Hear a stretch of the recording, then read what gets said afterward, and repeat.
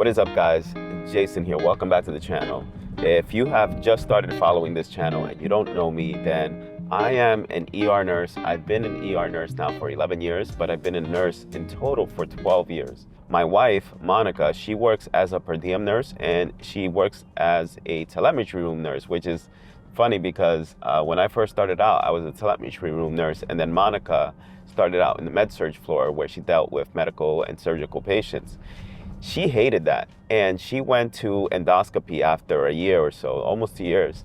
And she did endoscopy for about, I would say about a year, close to a year, before we both ended up moving to California. The reason we moved to California is because I was making $50 an hour before we left, and Monica was making about $49 an hour. And by the time we moved out here, Monica had already started out at $67 an hour.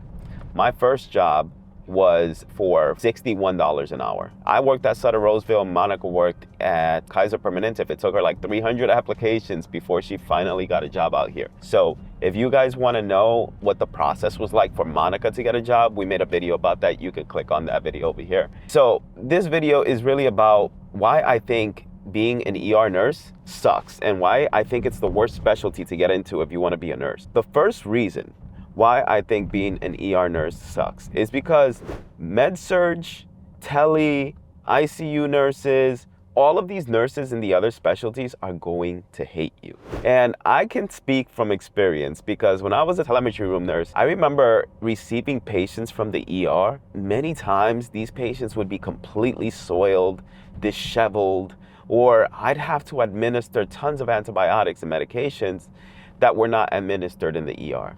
But now, working in the ER for 11 years, I get it. Like, I know what it is like to be an ER nurse, and I understand why they do the things that they do and how the patients end up in the inpatient units the way that they do.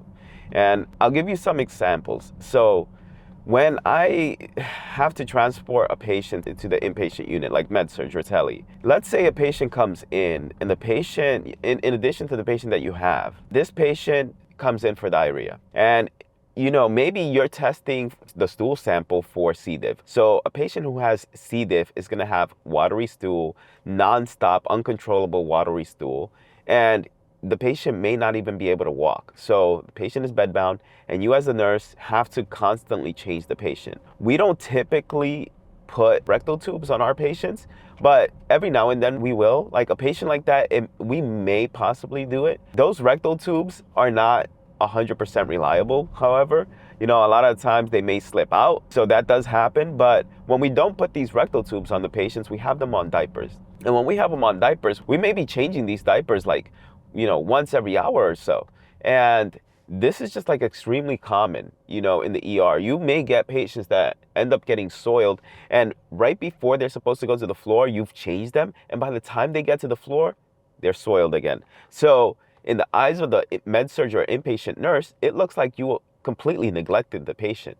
And this is completely common. So when we have to give report for a patient from the ER who's gonna go to an inpatient unit, many times we just get the runaround from the inpatient nurse. And like I said, I completely understand because I used to be that nurse. I used to be the nurse that would move rooms around just because we were overwhelmed in the inpatient unit and I did not want to receive, and nor did any of us want to receive a patient from the ER.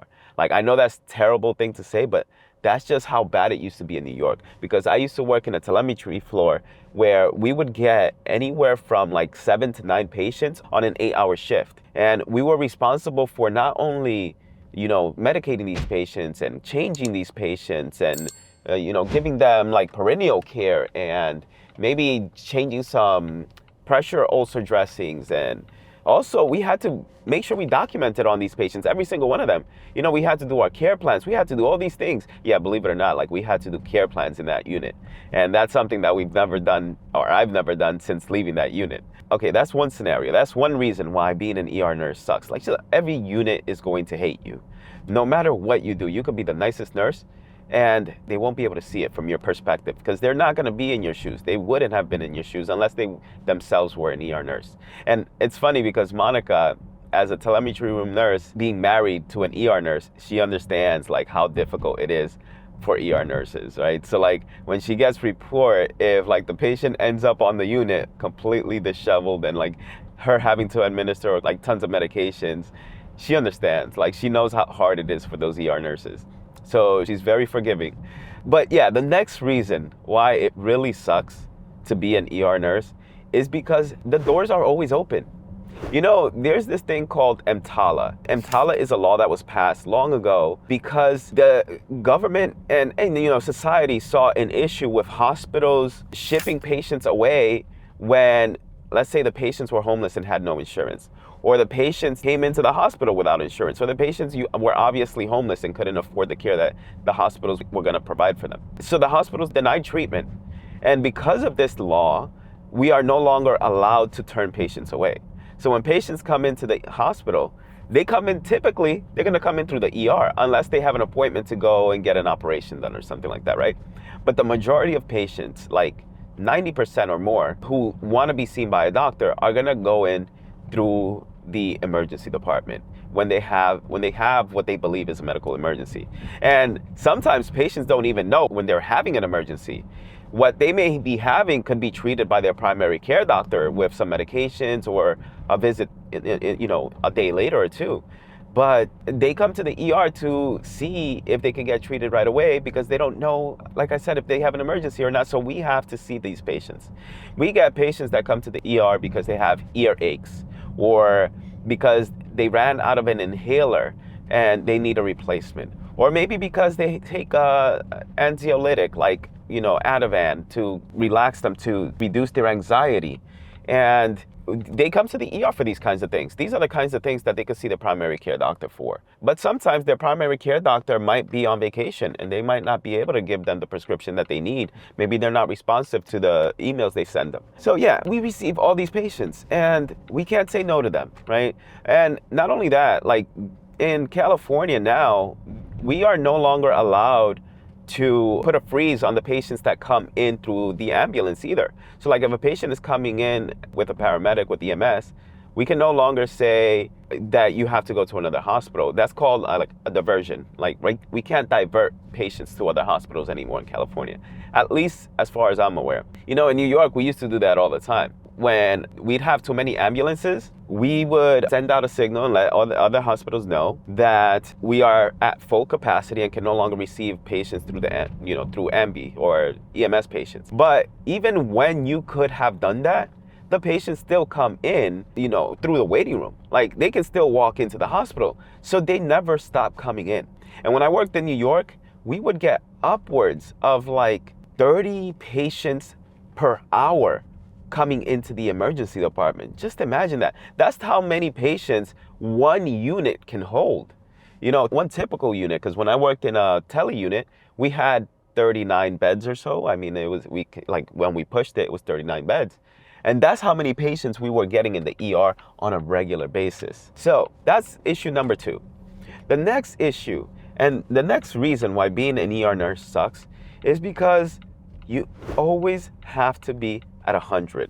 So being that all these patients come in and you can't turn them away, it feels like it is chaotic almost every single hour of the day in the ER, except during the night shift. Like I used to work night shift, so I know that from the hours of like, let's say maybe 3 o'clock in the morning to like 6 o'clock in the morning, it may not be as busy, but for the majority of the day, you have to be at a level 100 in order to make sure that you perform your tasks and duties accordingly.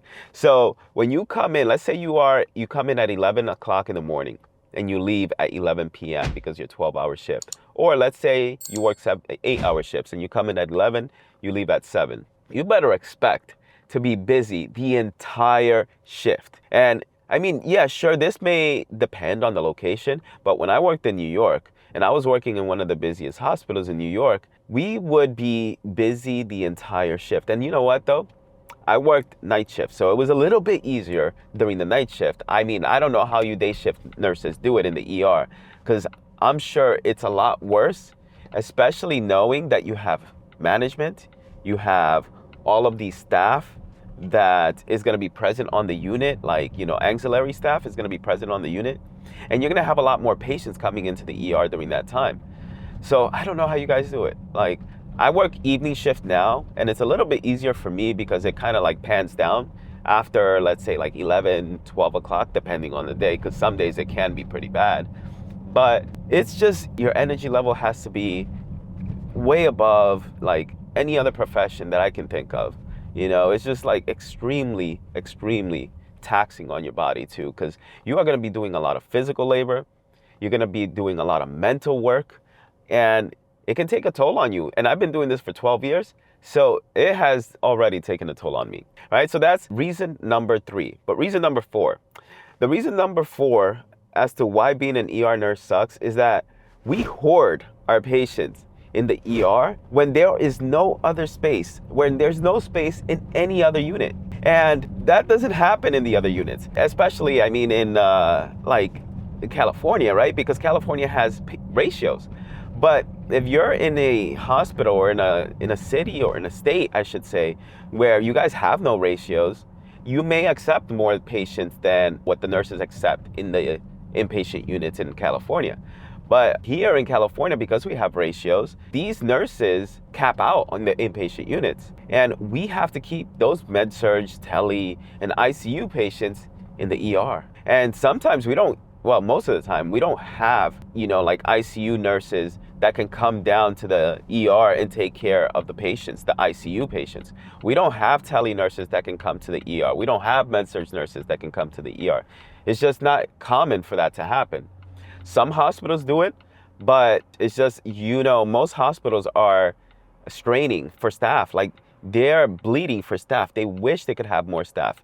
And that's just not, again, it's just not common. So these patients may stay in the hospital for days, I've seen that, where it's been at least 24 hours, where they may stay in the ER for 24 plus hours before they actually get a bed in the unit. I mean, it's less common where I work, way less common. Like, it happened every day when I worked in New York. There were patients that would stay in the ER for 3, 4, and 5 days. Like, can you believe being someone who has an emergency, like definitely has an emergent situation that requires admission, but you have to spend the entire time in the emergency department? Like, you should be treated in an inpatient unit to get the best care. Getting care in the ER is not ideal by any means because the ER nurses have several patients that they have to take care of. So in addition to you being this patient that requires like true care, true inpatient care, they have emergency situations they may have to deal with their other patients. Yeah, so that's reason number 4. And not only that, we are also hoarding other types of patients that need to go to other facilities. So there's other facilities that might, where the patient might need an additional level of care. So for example, there's patients that may need psychiatric services, and they have to be transported to a psychiatric facility long term, but that facility or the facilities in your area don't have any space. So you do have to keep them in the ER for several days at a time. Like, I've seen situations where these patients are spending 30 plus days in the ER. And yeah, again, like, that's really common for those type of patients. So the next reason why being an ER nurse sucks is that you have to deal with patients who have mental illness and may get physically violent. And I know this happens, often too in the inpatient units, but when it happens in the ER, it happens 10 times worse. It happens to another level compared to the inpatient units because we see larger group of these populations. Like, we see more patients with mental illness and that are physically violent as well than any other unit. And that's why you have like a larger security presence in the ER. It is because you have more patients like this that you have to deal with. And there's more violence in the ER than there is in any other unit. So you have to be prepared for things like that. You have to be aware of your surroundings at all times. You have to make sure that when you walk into a patient's room, that if the patient is irate, you stay by the doorway and you try to de-escalate the situation before it gets any worse. You need to make sure that you know what number to dial to get security to come to the bedside immediately if a situation arises where the patient is going to become violent towards you. Like, there's so many things that you need to be aware of and prepared for when you work in the ER. And I've had coworkers in the past who have been attacked by patients, like physically attacked. And these coworkers, and I'm not talking about a specific facility, but I've had these coworkers have to have 6 months, 9 months off from work because of a physical attack that they've been victims of and suffered serious injuries as a result. And this happens every now and then in the ER. It happened way more than it did when I worked as an inpatient nurse. And I speak to Monica all the time, like, there's rare situations, very rare situations in which this will happen in an inpatient unit, but it happens way more often in the ER. Right? So that's reason number 5 why being an ER nurse sucks. The next reason is because we're the frontline workers. So it really sucks to be an ER nurse when you know at any moment there could be a patient coming into the ER who has a highly contagious disease that may cause serious disability or even death. And, and let me talk from experience, a little bit, because when I worked in New York, there was this one doctor that I worked with. He was doing like a medical mission in an African country. I forgot which one it was, but it was one where it was like the starting point. It was where Ebola first started. I think, man, I forgot the name of the country, but it's basically, he made contact with a patient who had contracted Ebola. And after he made contact, if you don't know, Ebola was extremely contagious. After he made contact with this patient, he contracted Ebola, and he had to be isolated for I think it was like over 3, 4, 5 weeks. I don't remember the exact number, but he got seriously ill, and thankfully he survived. And lo and behold, he comes back to the US, contracts the COVID virus, and this was at the time so scary for everyone that many people who had heard of it for the first time were afraid to even take care of patients with COVID. Right? And COVID was responsible for killing millions of patients. Whether you want to believe that or not, it had killed millions of patients. And so, I had another coworker too who had worked at the same hospital in New York, and she was a doctor there. She was one of the nicest doctors that I had ever worked with before. And she was dealing with her own issues internally. So when COVID came along, I don't know if you've seen videos of what happened during COVID in New York City, but there were hospitals that were loading corpses up into trucks because they didn't have any more capacity in their morgues to hold these patients. And her seeing that, I think, really took a toll on her because she ultimately took her own life as a result. I also had many other coworkers who had worked in the ER who had underlying issues like medical issues. And when they contracted COVID, it was too much for them to bear. They ended up getting pneumonia. They ended up getting, like DVTs and clots and pulmonary embolisms. And they died. They died from COVID as a result. Their body couldn't handle it. So these are the things that we have to deal with as nurses in the ER. When you worked in the surgical units during COVID, they closed down the surgical units, like primarily outpatients. Like they didn't close surgical units. Like if you needed an emergency surgery, they did not close the OR for those reasons. But if you needed let's say you had to get nasal surgery because you have allergies to your pets, and I'm speaking from experience here because I myself had to get a surgery during COVID. But they had to cancel surgeries like that, where you had to get nasal surgery, or let's say you had to get a reduction, or maybe you had to get a hip replacement, I should say, or some type of orthopedic surgery that was not emergent. Those things had to put on standby. They had to be put on hold. And this was very common during COVID, when COVID first hit. And I remember seeing a lot of the OR nurses being floated to the ER because they had no work. So we still had to keep coming to work. We still had the doors open. We still had to show up. I mean, even though that at the beginning of COVID, we only had 50 patients coming to the ER per day. It was insane. I've never seen anything like that initially because everybody was so afraid to come into the hospital during COVID. But then when the gates opened up and people started feeling more comfortable coming to the ER, that's when things really exploded. And all of the nurses in the ER were getting COVID, every single one of them. There were coworkers that had to miss so many days of work because they all contracted COVID. Many of them I wouldn't say many of them, but a lot of them ended up getting very sick as a result. So that's the sixth reason. And the last reason why being an ER nurse sucks is because, I mean, this might be a plus, and it can be. Sometimes I look at it as a plus, right? But you just have to know it all. As I've mentioned in this video, you are going to come across patients that are mentally ill, patients that are homeless. You're going to come across OB patients, patients that are about to deliver a baby. You're going to come across pediatric patients that have pediatric illnesses. You're going to come across adults that have strokes, myocardial infarctions, patients that have sepsis, all of these things. And you need to understand all of it, at least to some degree. And you have to be comfortable taking care of all of these types of patients, because if you don't, you're not going to make the cut in the ER. And yeah, there are nurses out there that will always pass the buck to another nurse. There's nurses that say they're not good with pediatric patients. And every now and then we can give them a pass. We can say, okay, fine, I'll give the pediatric patient to this other nurse.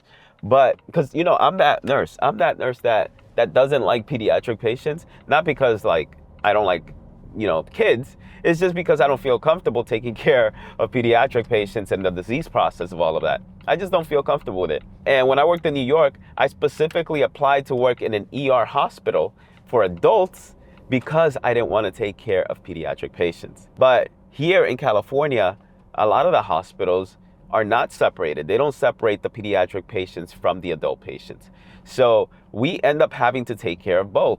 And that just means I need to understand how adults work, and I need to understand how pediatric patients work. Because when you go to school, in nursing school, you learn all of this, right? You learn pediatrics, you learn psychiatric, you learn obstetrics, which is mother and baby, and you learn, or mostly mother, and you learn adults, you learn med-surg, you learn all these things. But when you pick a specialty, you pick it because that's where you want to work. And when I picked emergency department, I picked it because I really just wanted to work with adults. So here, now we need to get training on all of these things. So if you work for a hospital that's like a certified center, so stroke certified or STEMI center, you need to understand and you need to take training for these kinds of things.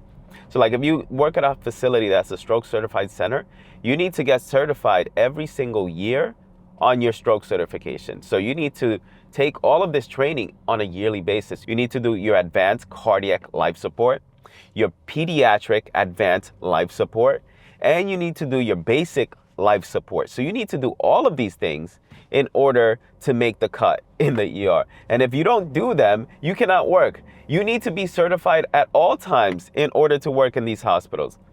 And I've seen it multiple times where a nurse forgets to recertify themselves and they'll be put on administrative leave, so they can't even work during this time. So these things are all a requirement. All right. So if you work in the ER, I want you to tell me why you think being an ER nurse sucks or why it doesn't. And if you work in another specialty, do you agree that being an ER nurse does suck? Or do you think your specialty is worse? So tell me in the comments below. Also, if you have not seen our previous videos and you're wondering why Monica and I have decided to move back to New York, you can check out this video here. All right. We also have other videos where we talk about our life as nurses here in California. So you can check out all of those videos in our channel and subscribe to our channel if you want to get notified about videos like this. See you guys on the next one.